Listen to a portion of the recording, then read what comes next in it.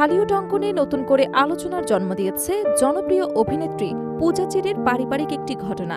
তার বাবা দেবপ্রসাদ রায়কে আর্থিক লেনদেন সংক্রান্ত অভিযোগে গ্রেফতার করা হয়েছে। এমন খবর ছড়িয়ে পড়ার পর সামাজিক যোগাযোগ মাধ্যম সহ বিভিন্ন প্ল্যাটফর্মে তৈরি হয় নানা ধরনের জল্পনা কল্পনা ও বিভ্রান্তি। এই পরিস্থিতিতে অবশেষে নিজের অবস্থান পরিষ্কার করতে মুখ খুলেছেন পূজা চেরি। রোববার এক আনুষ্ঠানিক বার্তায় অভিনেত্রী জানান, তার বাবার বিরুদ্ধে ওঠা অভিযোগ কিংবা আর্থিক লেনদেনের সঙ্গে ব্যক্তিগতভাবে তার কোনো ধরনের সম্পৃক্ততা নেই। তিনি জোর দিয়ে বলেন, গত 10 থেকে 12 বছর ধরে নিজের পরিশ্রম এবং মেধার ভিত্তিতে তিনি মিডিয়ায় কাজ করে আসছেন এবং তার ব্যক্তিগত জীবনযাপনের ব্যয় সম্পূর্ণভাবে নিজের আয় থেকেই বহন করছেন। পূজা চেরির ভাষায়, বিগত 10 থেকে 12 বছর ধরে আমি মিডিয়াতে কাজ করছি। অত্যন্ত কঠোর পরিশ্রমের মাধ্যমে নিজের ক্যারিয়ার গড়ে তুলেছি। আমার জীবনযাপনের সমস্ত খরচ আমি নিজেই নির্বাহ করি।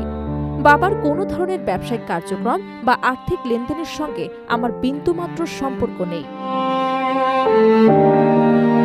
তিনি আরও উল্লেখ করেন, বর্তমানে তিনি কোনো প্রোডাকশন হাউস বা প্রযোজনা প্রতিষ্ঠানের মালিকানার সঙ্গে যুক্ত নন। একজন শিল্পী হিসেবে তিনি সবসময় দর্শকদের ভালোবাসা এবং সম্মানকে গুরুত্ব দিয়েছেন এবং সেই আস্থার জায়গা ধরে রাখার চেষ্টা করেছেন। তার মতে, ব্যক্তিগত জীবনের এই পরিস্থিতি তার পেশাগত অবস্থানের সঙ্গে কোনোভাবেই সংশ্লিষ্ট নয়।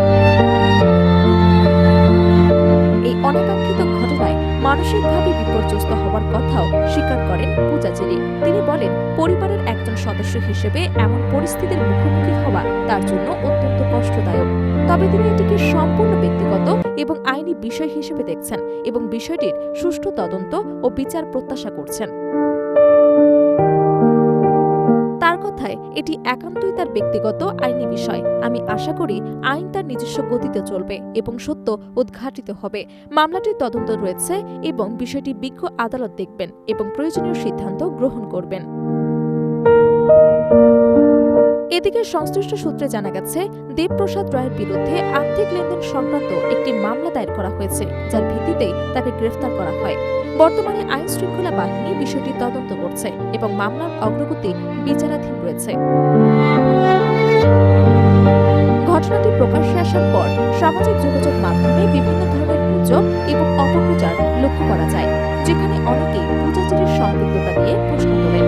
তবে তার আনুষ্ঠানিক বক্তব্যে বিষয়টি পরিষ্কার হয়েছে যে তিনি এই ধরনের ঘটনার সঙ্গে সরাসরি যুক্ত নন এবং পুরো বিষয়টি আইনি প্রক্রিয়ার মাধ্যমে সমাধান হওয়া উচিত। শোবিজ সংশ্লিষ্টরা মনে করছেন, তারকাদের পারিবারিক বিষয় নিয়ে অযথা বিভ্রান্তি তৈরি হওয়া নতুন কিছু নয়।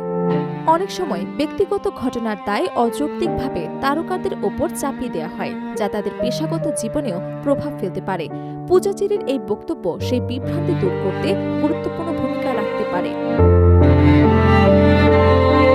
সব মিলিয়ে বলা যায়, বাবার গ্রেফতারের ঘটনায় নিজের অবস্থান স্পষ্ট করেছেন পূজা চেরি রায়। এখন তদন্তের ফলাফল এবং আদালতের সিদ্ধান্তের দিকে তাকিয়ে আছে সংশ্লিষ্ট মহল এবং তার ভক্তরা।